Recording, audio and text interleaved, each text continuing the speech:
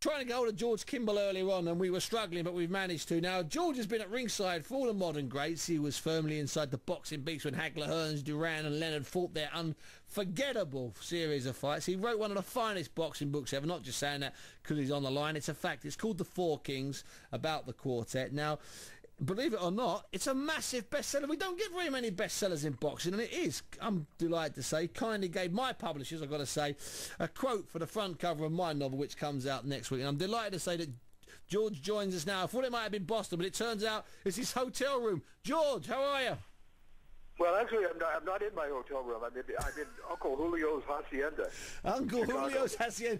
George, one of the problems with missing your slot earlier is we're against the clock, but I just had to get you on. We've had some brilliant stuff on today, some brilliant people with books.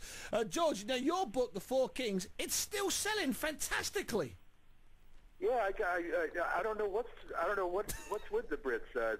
I mean, it's you know, it went to paperback in the U.S. over a year ago, and the plan was that they were going to go to a cheap paperback in Britain. When this one slowed down, it hasn't slowed down yet. So, George, so I'm delighted with that. It's because I keep plugging it on all my radio and TV shows. I'm like your agent, George, over here. Well, I mean, Steve, I'll be returning the favor very shortly as soon as The Fixer comes out, because it's a fantastic novel. As I said, I think you're going to have a bestseller on your hands, because half the people in boxing are going to go down and buy copies to give to all their friends and neighbors because they'll recognize themselves, and the others are going to go to buy copies to get it off the shelves so nobody else will recognize them. Now that should have been the quote for the front cover, George, if you don't mind me saying so. Well, it was. They thought it was too long. No, it's not too long. It's brilliant, and it completely sums up what the book's about. George, can I ask you this? Have you got plans to write any more books? Well, yeah, I've got a few things coming out. I've got actually, I just signed a deal for a collection of boxing stuff that I've done since my retirement. Most of it over the last 5 years, okay, including some that was done in Britain and Ireland, and then I just finished up the editing of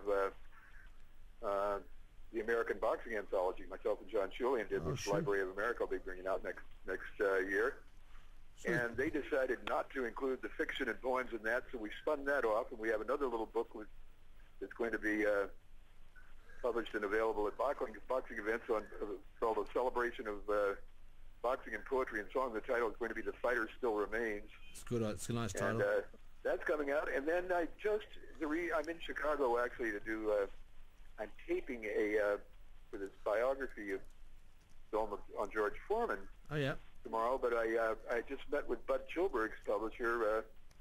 I've been working with Ben Schulberg about bringing out a Bud book, final posthumous collection of Bud's Well, I've managed to get mentioned in a couple of Bud books, so that'd be brilliant. George, I'm going to let you go back to the hacienda, not because you're not fantastic, but because I've had to squeeze you in. I really appreciate you waiting for us patiently tonight.